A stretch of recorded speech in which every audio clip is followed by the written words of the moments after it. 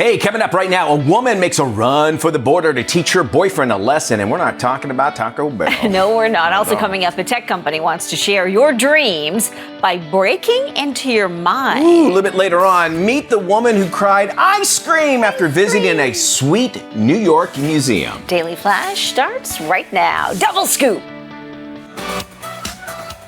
Get ready for trending news and entertainment. This is Daily Flash with your host, Andrea Jackson and Mitch English. The fun starts right now. This is Daily Flash. Hi, everyone. I'm Andrea Jackson. She smells like it, smells delicious. She sure is. Hey, everybody, I am Mitch English. Thank you for joining us on the show. It's called Daily Flash. Yeah! There we go. Daily Flash. We do it Let me daily. just Write that down. Daily Flash. As you do that, I'll introduce you to the man to my right, which is Matty Doolittle. How are you there, Matt? I'm good. Mateus. But Thank you. So I've got a discussion. We're coming up on the holiday season, and we all remember going to the malls and enjoying that that process of shopping, right? Hey, we grew up in the Smell 80s, of yes. popcorn and orange Julius. That's exactly what I was going to bring up. Is the popcorn smell? Nick and I grew up in the same area, and we were talking about earlier. It's like I don't want to buy clothes from the mall now because they smell like butter popcorn. Oh, Like, that's a bad you thing? know the one mall I'm talking about do, in the area, yes. and you Yeah. walk in and just get slapped in the face with butter. It's kind of like when you go to the airport in Cinnabon. You be in the security line, and you can smell it. It's in like Terminal D. Some people But yeah, there is that very But I don't want my prominent clothes soaked in it that I bought, because you take them home and they still smell like it. like the popcorn. Yeah.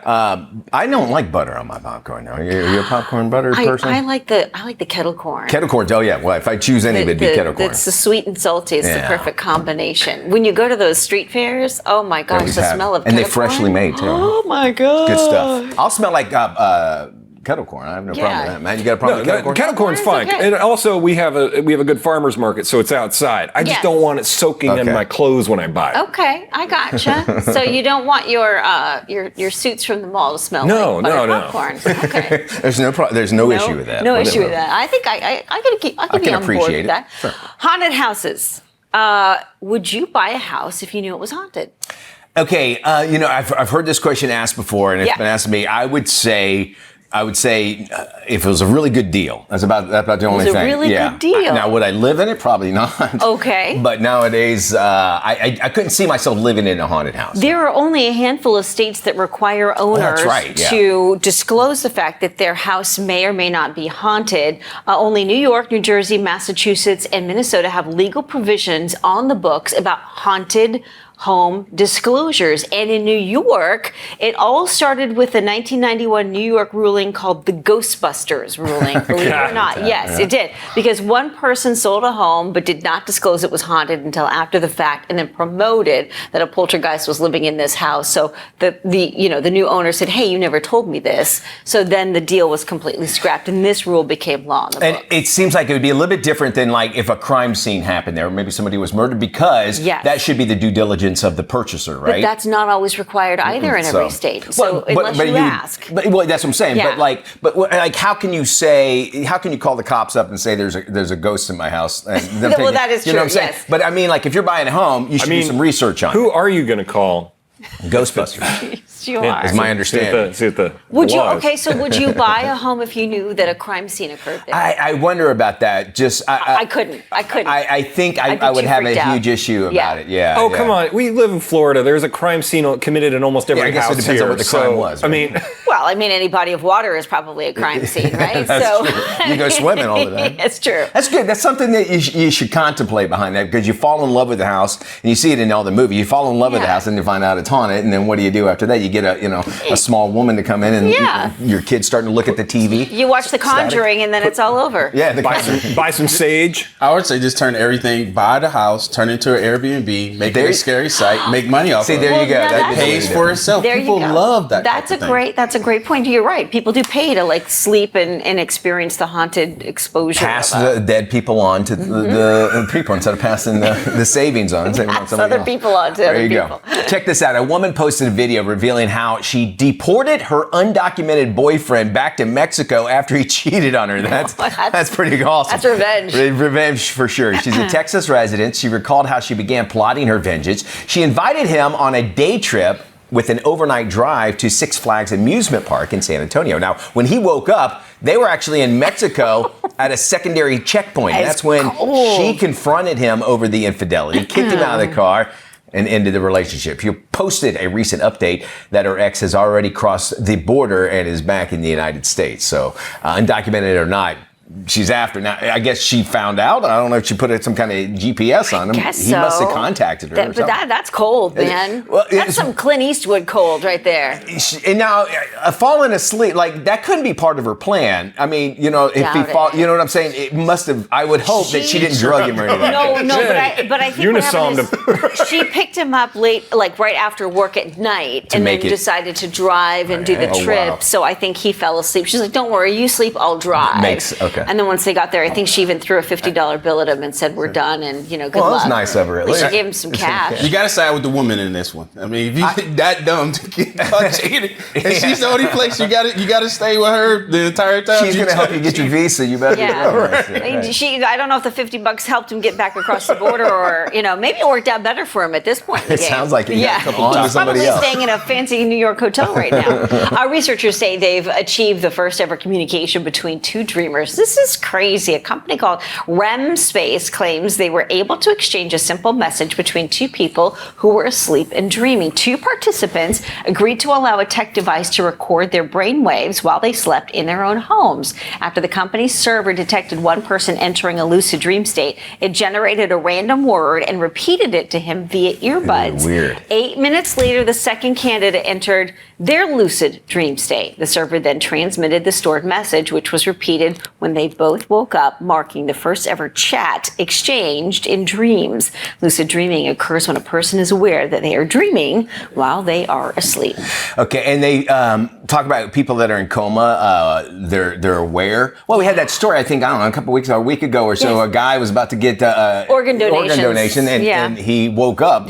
That's, I guess, what motivated him to be able to do it. So you kind of wonder what our subconscious could be able to do. Yeah. If you're wearing earbuds or whatever, and you're getting those words. I wonder how much science there is on this. I'm not going to give it all to it. Yeah, I can understand. I think the earbuds. Had he been listening to anything, but it's where it came from. I want to know what the word was. Was it fart? You know, and you know what I'm saying? That would wake you up, right? You think about it was rosebud. Yeah, exactly. But what if, guys, we've all had this. You wake up and your woman's mad at you because you cheated in her dreams. What? Then you end up in Mexico. So she knew you were cheating in the dream, and then you end up in Mexico. I don't need that. With a $50 bill, you don't know what to do with. I'm going to be honest. We're closer and closer to Demolition Man. If you look at the scene between Sandra Bullock and Sylvester Stallone, and the three. Good morning. That woke you up. And the three shells were that close. Think about that. All right, an Idaho man who holds the most Guinness World Records for blowing a playing card just added another win. Actually, these playing cards, it's not a nickname. Anyway, David Rush, he said that he thought beating the previous record of 12 feet would actually be easy, considering he broke the record for the farthest distance to blow a pea at nearly 85 feet. Now, he was able to blow the card 33 feet, breaking the previous record by a factor of 269%. So, guess what, Maddie and James, we're going to have you guys see if you can break the record here as well. Now, our table's our desk, 6 feet or so?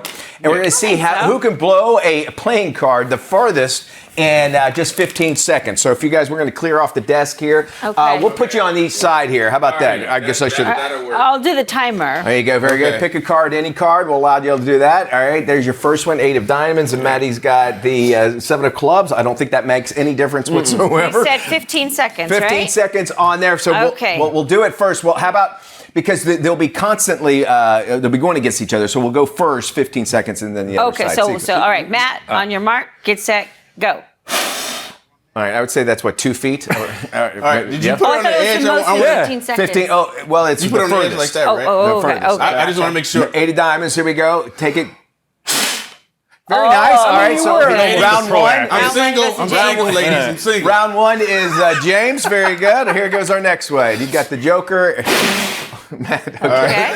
And James using the. Here we go. James, now what is the technique on Hey, this? you Very know nice. what? I am can single. see- Let's go. I can see the technique. There's a bend in the knee. That's what it And is. there's It's that a football. I got motion. football. I got to put a little more oomph Yeah. in You want it. to try one more? We got about All 10 right, seconds you left. got a three. Here we Two go. out of All three. right, here we Two out of go. three. Remember, aces are wild. There we go. Matt, That we knee got to bend work on did your not work technique. for you. Finally, here we go. I ain't got no kids. Very nice. James, our Three out winner. of three, James. And if you're wondering, yes, folks, this is the only thing on this television network right now. We have got more coming up. Congratulations, It's our Emmy. James. It's our Emmy right there. We have more right after this. We're talking Nat Geo photographer Jason Edwards about his new book coming up. Welcome back to Daily Flash. Hey, I'm Mitch English along with Andrea Jackson. Yes. He has actually spent the last 3 decades. He travels from more than 70 countries. Yeah, he's been bit, chased, shot at, jailed, and had his finger stitched back on twice. That's just a Tuesday, I think. Right. I know. He is wildlife photographer Jason Edwards, and he's joining us now to discuss his new book, Icebergs to Iguanas. Please welcome to the show, Jason Edwards. Jason, welcome to Daily Flash. Tell me about Thanks for having me. Jason, tell me about your connection with animals. Was it something you're like, hey, they make great subjects because they're easier to take pictures of? Like, give us a little bit about your background. So I actually grew up in what would be regarded as a halfway house for wildlife. My father was a long-haul truck driver, always bringing home injured owls and kangaroos and things like that. So there were snakes in the backyard, reptiles. So I never really knew a childhood without the immersion of wildlife. And then I became a zookeeper at 18 for 12 years, working with big cats and primates. So I think my degrees are all in the animal sciences. I think I was just destined to go down that path. Nice. Your work with National Geographic has taken you to every single continent. What are some of the most memorable moments from your journeys around the world?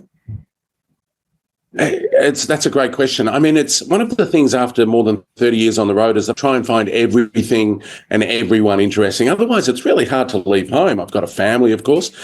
But I mean, when you get the opportunity to sleep in trees, 10 feet above lions, see 2 lions below you and see the light change over ice in Antarctica, or a storm in the Amazon once took 45 minutes to reach me, and it sounded like there was a steam train coming through the forest. I mean, all of these opportunities are just staggering, let alone the Indigenous people that I get to work with around the planet. You are obviously not afraid to take chances here, but imagine that comes with extreme patience, because we only get to see the end result. Yes. We don't see how much work that it takes to get that one shot. Let's say of a rare hummingbird or something. I'm just picking this out. How much preparation does it take? Or is it like, hey, I'm walking along and you see a hummingbird and take a picture? Walk us through that. I want to know. Well, actually, sometimes it is. You're walking along and then that thing is there. But, I mean, a good example, there's a really rare mammal in Australia called a northern hairy-nosed wombat. It took 3 years for myself and a journalist to convince an editor to let me sit in a tree for 5.5 weeks. I sat in that tree for 20 hours a day, covered in swarm ticks, which if you scratch the bites, it's like having the mange and you can't stop. But I couldn't move because the animal's so timid. I took one photo in 5.5 weeks, and it took my wife 9.5 months with tick tweezers to get all of the ticks off my body. So that one shot wasn't even very good. I had to go back. It was a terrible photo. It was a terrible photo. No. But that was hard. That was hard work. It was, and you're sitting there, and during the day it's like 120, and at night it's 0. And this animal's nocturnal, so basically I'd get there when it was 120 and have to wait until it got to 0. How do you do it, man? Wow. All night until the sun came up. So, and to hear that story, can I say something? Jason, to hear that story makes you appreciate what you do more, because we live in a world of AI where like, show me the wild-tailed herring in a tree and it's not real. For you to do that gives me that much more appreciation for what you do and wildlife photographers do as well. Yeah, when you see these images, it looks so amazing, but there's also serious risk involved, not only patience. Did you ever think, you know what, this might be a little bit too dangerous? Only once I had Will, my son. That's when it changed a little bit initially. And I think the first few years at home, Geographic actually kept me at home so that I would have that time with Will. But once he got older and I still had to get on planes and go to unstable countries politically or on dangerous shoots. The psychology had to shift. And to be honest, Megan, my wife's amazing. She's so pragmatic. At one point, I was so distressed on a shoot. It was unstable. I wasn't distressed for that. But she said, you need to make a decision here and now. You are getting on planes and doing what you've always done, putting yourself at risk. And I have had so many diseases. If you can think of a disease or a rebuild, I have had it. I've had disc punched out, fingers slashed, arms wet, my head stitched back, flap stick back on a few times, and insects living behind my eyeballs. And she says to me, you've got to get on that plane, because if you don't, you need to find something else to do that keeps you at home. That's incredible. I don't think our marriage had survived me being at home the whole time.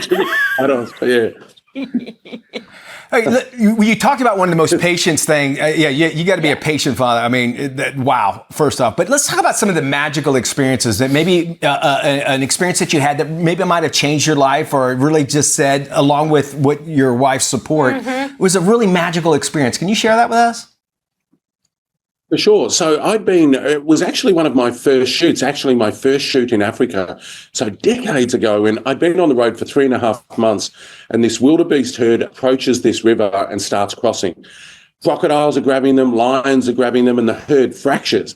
And the sky turns this ashen grey, and the herd moves across, and a single giraffe moved into the herd for protection of wildebeest. And the picture's in the book. You'll see it in the book.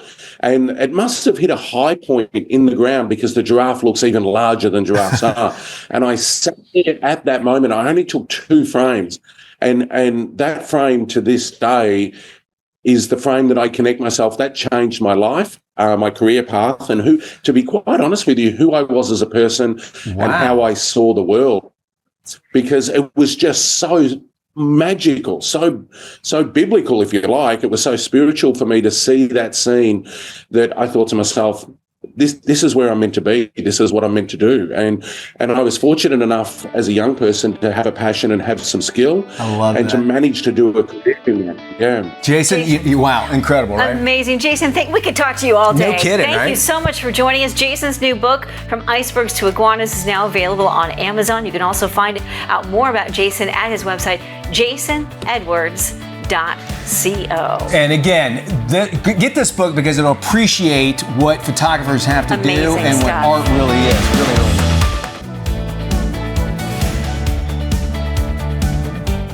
Welcome back to Daily Flash. I am Matt Doolittle. Welcome to your weekly furry friends. Well, big news out of New York City. Legislation was just introduced in the city council that would change the way pet owners take care of their furry friends. Right. So in New York City, they earned a Safe and Sick Time Act lets employees take time off to look after their own health and their family members, or even like their kids if they're at school, bereavement type of stuff. If the school's closed, they can watch them, or if there's an emergency or anything like that. Well, this new bill, employees might soon be able to use that sick time to care for their pets and service animals as well, which I think is a great way to, introduce this. Here's how it would work. The bill proposes that sick leave could be used if your pet or service animal needs medical care, whether it's for an illness, an injury, or just regular checkups. The legislation would apply to animals that are service animals primarily, but if you can count them as a companion, you can do it too. So it's covering a lot of ground. This is a first of its kind move, and if it passes, it could set a precedent for other cities. We'll have to keep you updated on this, but I think it's a great way to introduce this, because a lot of us rely on our pets for a lot more, and we consider them our family, right, guys? Right, I mean, what do you guys think about that? Absolutely. I think there are people that will take advantage of it, unfortunately. But why look at that sort of thing needs to be governed as well. If you're taking off every week because your cat's sick, maybe you know what I'm saying. You might have more of an issue, but I do think some people, their pets are their kids. So if one's sick, or God forbid you lose a pet, there's time to mourn. I agree. A service animal should probably be with you at work anyway. Yes. So I would get with that. And this next furry friend story, and Mitch and you and I can kind of relate to this. Yeah. Some mouthy pets need to be adopted every once in a while. I'd like to thank my wife for taking a chance on me. Well, a couple in central PA took a chance on this good boy, Jax, and found him a forever home.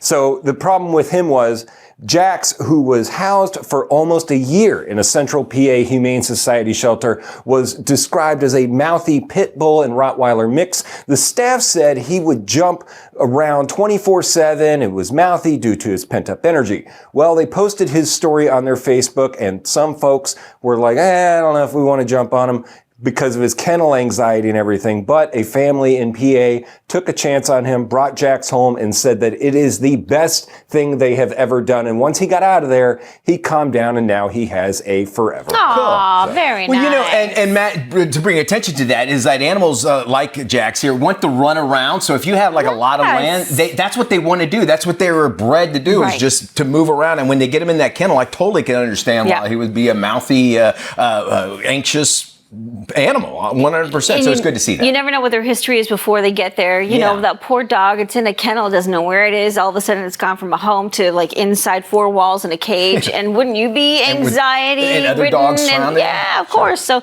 sometimes it's just a matter of getting owners that know how to handle a dog like that. All right, Maddie, thank you. Buddy.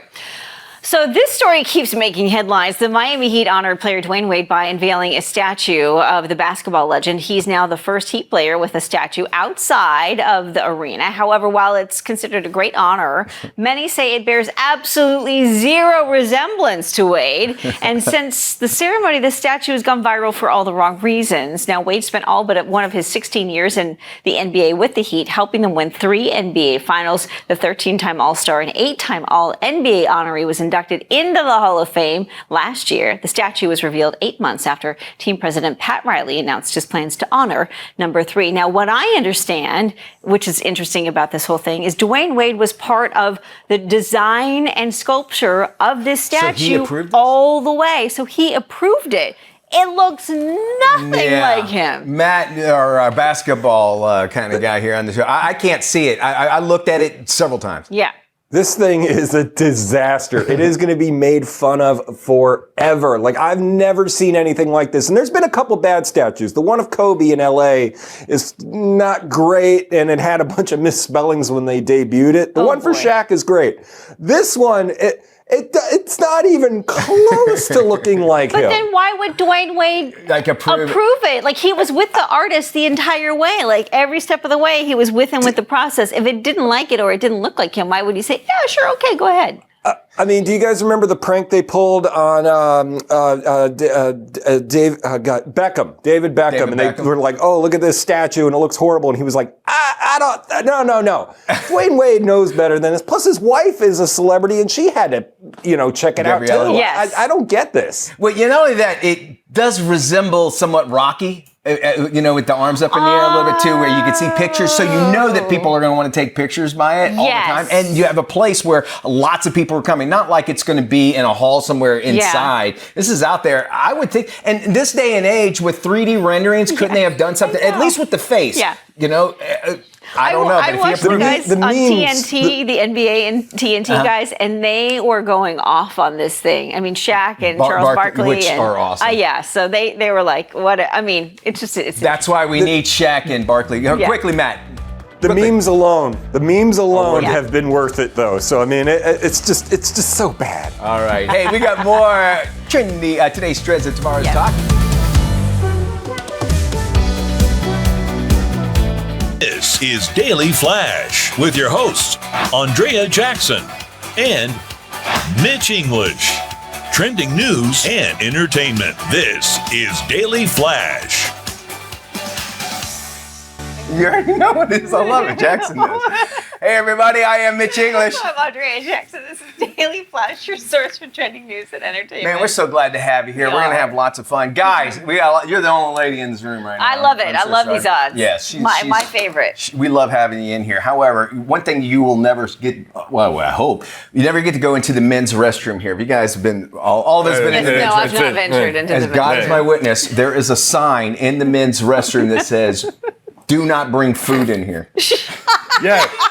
All right? No, in the commode. In the commode. I mean, in the commode. You sit down on the throne and there's a sign in there. There's been pizza boxes and a couple of burrito wrappers. Who is eating?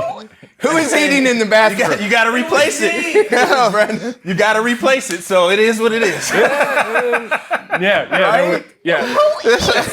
We have a sign Sitting on the toilet. What? What? I never will been take to a you in restaurant? there and show you. Yeah. Oh my Do not bring goodness. food into the bath. And I'm like, I go, I mean, you're that hungry. Wow. Yeah. God bless you. All right, so I've had this before. You know, we think about architecture. Have you ever thought why a bathroom stall doesn't go all the way down to the bottom? Yes, yes. Okay. Have you ever thought, anybody know why? No, Okay. Well, first off, you would think it's less wood, so it would Yeah, not cost cost much. effective, All right, let's sure. take that out of there. But believe it or not, if there's an emergency, it's easy to see if there's anybody in there, number Okay, one. so you can dip under. Most, though, is for janitors, it's easier to clean under there.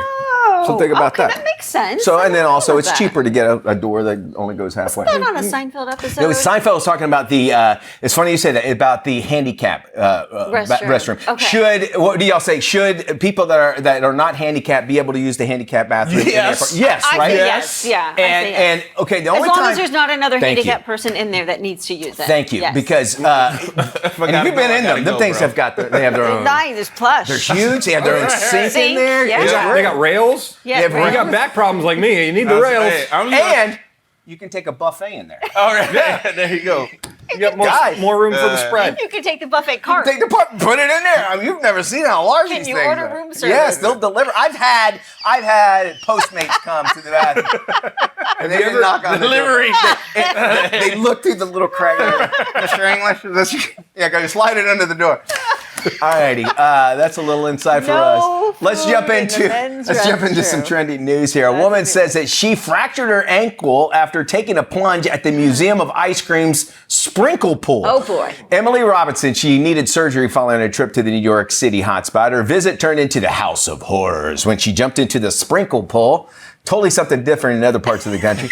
And It's a Tuesday not the night for tinkle some pool. The Key West. R. Kelly. Yeah, the circuit park. Yeah, R. Kelly. She broke her ankle. Now, the museum advertises its sprinkle pool as a colorful experiences that you actually will not find anywhere else. The experience first opened back in 2016 as a pop-up in the city's meatpacking district. Wow. The real part of it. All right, so this, I mean, it looks cool. So it looks cool. like it's basically all foam, and you go in there, and it's like, the kids' play place, Yeah. where they could be able to do. That looks actually kind of It fun. does look fun. Well, But broke her ankle. isn't it her fault? I would think it seems like it should be enter at your own risk. And then I guess the Museum of Ice Cream. And what do you need to know This about is it? America. It's always somebody else's Everybody fault. else's fault. Nobody else It's is true, yeah. Put hey, some it's baby ice oil in cream. there and you got a real party. I'm A Diddy party. I'm surprised she didn't sue because they weren't real sprinkles. That somebody would. Somebody though, right? will, yes, for sure. Somebody will come. When up you with get out of something. there, though, like, how do you get all the sprinkles? You got to walk around like, with Oh the no, sprinkles Matthew. out, like, Oh no, Matthew. They lick it off. And that's New York. Is it odd that the ice cream museum is in the meatpacking district? Yes. Yep. And my first real trip as an adult too, somebody said, it's down in the meatpacking district. And I'm like, oh, okay. I didn't believe it. But there's the garment district. What other districts? they Hell's have? Kitchen, Hell's but I don't think they call it Hell's Kitchen. I mean, we got the anymore. milk district. Yeah, that's one thing I do love about Orlando. Yeah, because I live right next to the Milk milk district. Yeah. Well, the TG Lee, the milk people. The were milk, there. yes, that's right. That's Yes, why that's why it's Bundy. called the Milk District. Anyway, Okay. and I know in Oklahoma City they have the film district because what they would do, they would have back in the old days, it was the middle of the country, so they could bring film there because it used to be highly flammable, and they built these theaters that are real thick. So you don't want to. Life, love, shopping. We're talking about it coming up when we return.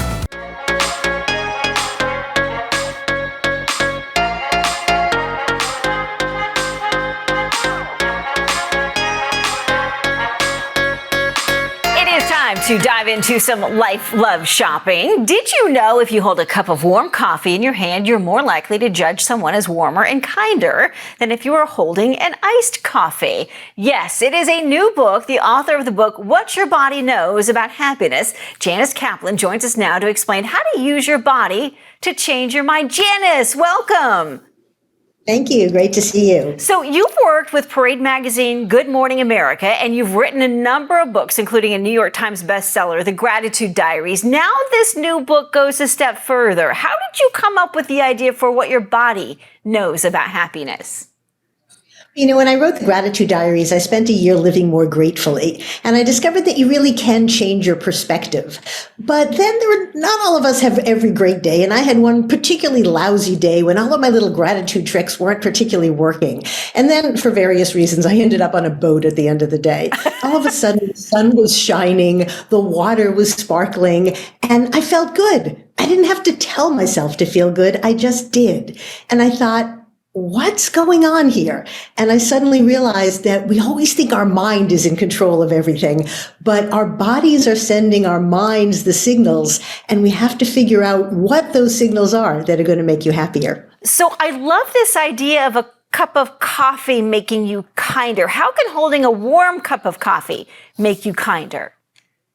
Isn't that crazy? It's this fabulous research that was done out of Yale where they asked people, they got volunteers to come, and they were going to describe certain people to them and see how they felt about them. Now, what they didn't know is that some of the volunteers were given iced coffee and some of them were given hot coffee. And the people who held the hot coffee for just a couple of minutes beforehand actually had warmer feelings than the people who held the iced coffee. And it's again, our bodies are sending those signals, and in a funny way, our minds think in metaphors. Warm heart, warm coffee, that must be a warm person I'm looking at. And there have been lots of other experiments like that too. They've shown that if you're sitting on a harder chair, you negotiate harder than if you're sitting on a soft chair. Maybe, soft chair, soft heart. And our bodies are constantly telling our minds things that we're not aware is going on. There was another experiment where people who were given a resume judged the person as being more serious if the resume were on a heavy clipboard than if it were on a light clipboard. Again, somehow their body was signaling this person must be a heavyweight, not a lightweight. Interesting that you mentioned all these tactile experiences. You also say going somewhere new can up your happiness factor. Does it have to be a 5-star vacation? Well, it's nice if it is. But, yeah, right. Absolutely not. Our brains may be wonderful, but they're kind of lazy and they like to get away with doing as little as possible. And so when everything is the same in a day, your brain kind of doesn't take in a lot of the stimulation. But as soon as there's something new, your brain goes on alert. And basically it's checking to make sure that everything is okay. But it can be something as simple as take a different road when you're driving to work. You'll see things differently. Go to a farmer's market and buy a fruit that you've never bought before. You'll suddenly taste things differently. Anything we can do to arouse our senses, to get our brains paying attention, gives us just a shot of energy and a shot of excitement. I love it. Just a few seconds left. One other way that we might be able to be happier right now. Okay, sit up straight, sit up a little bit straighter. Research shows that when you sit straight and hold your head up high, it actually changes your attitude. You're actually better able to access happy memories and happy emotions. When you're slumped, you do that when you're in a depressed mood and your body says, and your brain says, there must be something wrong. So sit up straight and you'll feel better and you'll like this interview and this book a lot better too. Janice Kaplan, thank you so much. The book is What Your Body Knows About Happiness. It's available for pre-order right now on Amazon. KSA Entertainment is dedicated to uplifting the communities we serve. Through KSA Cares, we're bringing awareness to the causes that matter most, supporting those who work tirelessly to make a difference. From honoring veterans to championing environmental responsibility, KSA Cares is committed to inspiring positive change. At KSA Entertainment, we're here for the stories that bring us closer. Innovate with us. We can make a difference. A new study published in the New England Journal of Medicine shows promise in predicting cardiovascular risk in women. Dr. Payal Kohli has more. A new study published in the New England Journal of Medicine shows a simple blood test can predict a woman's cardiovascular health risk over 30 years. Heart disease is the #1 killer of women in the U.S., and these findings could make a difference in early prevention and treatment. Harvard-trained cardiologist Dr. Payal Kohli explains this breakthrough. This study shows that by measuring cholesterol, inflammation, and fat markers in the blood, we can better predict which women are at risk for heart disease. It's like looking into the future. And the earlier we know, the more we can then do to reduce that risk and keep women healthier for longer. Dr. Coley emphasizes that measuring inflammation is key to understanding cardiovascular risk, helping women make more informed heart health decisions. This research highlights how readily available blood tests can empower women to understand and reduce their risk of heart disease. To learn more about heart disease and inflammation, visit cvdinflammation.com. Interesting statistic. 1 in 3 adults say they actually plan to eat at home more in the next 6 months. Pitmaster Erica Roby has more. Comfort food is making a comeback and home cooks are ready for the challenge. They're also looking for savings at the grocery store. 71% of grocery shoppers are looking to cut prices. Erica Roby, one of the leading female pitmasters in the U.S., has more. As the fall temperatures start to creep in and school routines are in full swing, families are looking for high-reward, home-cooked meals like pot roast, hamburgers, and beef stew. One of the most high-rated recipes on beefitswhatsfordinner.com is meatloaf. While many home chefs want to recreate their childhood favorites, they're also experimenting with unfamiliar flavors. Home chefs are putting a nostalgic spin on recipes and using ingredients like Korean gochujang and black sesame oil. Seeing a lot of cool recipes out there like Korean beef bulgogi bowls and also crispy Cuban beef. So just go ahead and try it. For more recipe inspiration and ideas, including all your favorite comfort food beef recipes, visit beefitswhatsfordinner.com. A British woman who applied for a job as a motorcycle stunt rider said her application was returned after nearly 50 years. It was apparently lost at the post office. What? 70-year-old Tizzy Hodson said she mailed the application in January of 1976. She was hoping to land her dream job as a motorcycle stunt rider. The letter recently arrived in her mailbox with a note at the top saying, "Late delivery by the post office found behind a drawer, only about 50 years late." Wow. Hodson said she was never discouraged when her letter went unanswered. She went on to work as a snake handler, aerobatic pilot, and a flying instructor. Aerobatic pilot, I should Okay, say. so hey, if you could take that picture again, Marilyn, of her. Okay, you guys seen the movie The Jerk? One of my favorite movies Yes, of all time. yes. He runs off to the circus with the motorcycle lady. Tell me if that day they don't look alike. That's 100% her. Right? Oh my gosh. Look, James, sweet baby, Yes. right there. Look, James, look up. No, right here. Look at that. Now look at her. Yes or no? Yes. That looks Yes. just like the girl. Yes. Now she had I more would say wild hair. yes. First off, I think this was awesome. Yeah. Number one, that you talking about a long time ago, 50 years ago. 50 years. For her to do it, that is something people want to see, Yeah. like a woman doing that. So I can imagine feeling like her career was taken away from her. Yeah. But then, listen, I don't clean my house every day, but for 50 years not noticing something. And that was stuck in the back of the drawer. Right. So think about that as How well. many other letters were stuck behind Yes. in the back of the drawer? How many relationships were lost? How many careers were ended? Well, it sounds like a country song almost That's as you it. say it like that. So now, though, parents out there, you have an excuse if your kid wants to do something crazy. You say, they must have lost it at the post office. I know we don't get into politics here on this show, but we did have an interesting conversation at lunch yesterday with regard to ballots and dropping them off at your county elections office or putting them in the mail and trusting that the post office will get them there. After reading this story, you can understand why people totally some get have it. reservations about not 100% trusting that their ballot will get there. And here in Yes. here in Orlando, a postmaster in jail right now because he threw away mail-in ballots. Yes. Which freaks me out. Caught busted dumping ballots, I got yeah. mine, and we talked about this Yeah. conversation. I got my mail. I was very happy. They even sent me a sticker. I filled it out and I send it off. Right next day, because it's local, it's a Yes. local thing.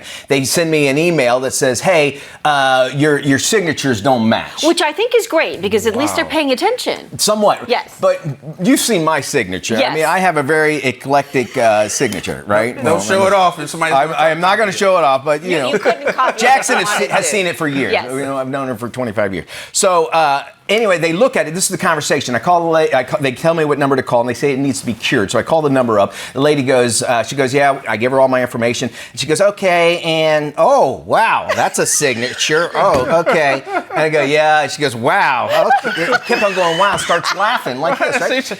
This is a true story. And so then I go, all right. I go, what do I need to do? She goes, well, you need to fill out this form, yada, yada, yada. This is the conversation. All right, you need to fill out my end of the heavens. She goes, you need to fill out the TPS report. You can mail it in. Sarah, come here and look at the signature. What? As God is my witness, she said. Wow. And then come over, and the other lady's laughing at my signature. And I go. She goes, oh, that's a crazy signature. I go, well, I'm on TV, and I don't think she heard me because she was laughing so much. And I go, I signed it a lot. Like, I felt this big. Anyway, so I had to fill out another form, send them a copy of my driver's license, and then mail it off. And then we got into the discussion of these electronic signature things. Yes. When you get your driver's license, it's a little tiny thing about that big where you got to write your name. That looks nothing like my eclectic signature. No, it doesn't have enough space for you to do. I have the same issue because mine goes a little bit crazy too. But and then even at the grocery store, when you go to pick up a prescription, have you ever noticed? Yes. Half the time those pads don't even work. I'm like, how do they even know? Like I'm even signing for this thing? But it does bring. Okay, and then they said, well, you can also drop it off. Yes. Okay, and I go, well, then why didn't I just vote? I just could have went up and voted. Right. And done it. That's the thing. I think I'm going to do that next year. And then my other question to you was, if you go in and cure it, so to speak, well, why just bother with that? Just go in and physically vote. That's Are the you point. able to do that? It takes too long. If it's early voting in your area, but it takes too long. Yeah, and my wife, she's like, I'm going to go in. I'm going to go do it. And it's right down the street. So from now on, I'm going to start doing that. You're going to do that, yeah. I think it's the best thing to do. Yeah. We got more must-watch movies? Yes, Maria, based on the opera star Maria Callas. It's Angelina Jolie's new role. It's our must-watch movie of the week. We're going to give you a sneak peek and see what you think about it. Don't go anywhere. We're going to have some fun right here on Daily Flash. We don't mail it in here. No, we don't. We phone it in. That's what we do.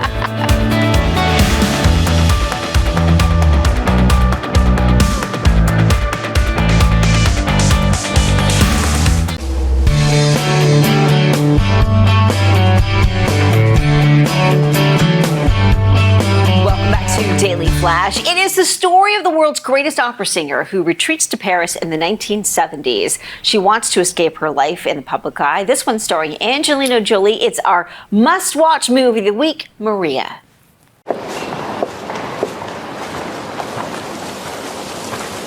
I'd like to walk with you through your life. Should I call you Maria or La Callas?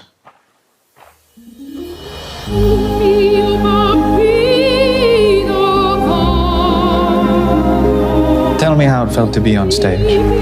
An exaltation, an intoxication. I thought the stage itself would burn. Sometimes this thing happens, the thing that's happening right now. There's a point where self-confidence becomes a kind of insanity. How is that for a position for the piano, madam? It's not right, but I'm nice, so leave it. Perhaps we could speak of your life away from the stage.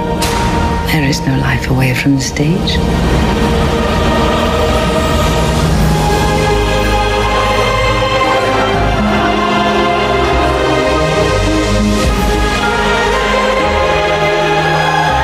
Our readers want to know what the hell happened to you. You've never been free. Forget the music. Your voice will not return. I am in control. I will sing when I am ready to sing. God.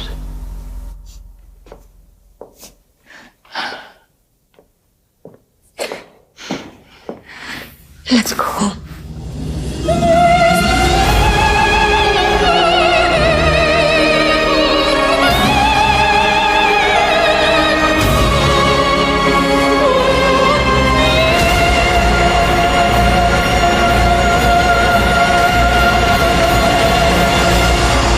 My life is opera.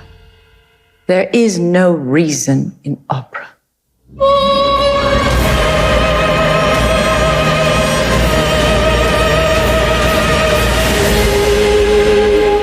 Had she been a fat lady, this would be perfect to say, it ain't over till the fat lady sings, but it is for others. Bye-bye.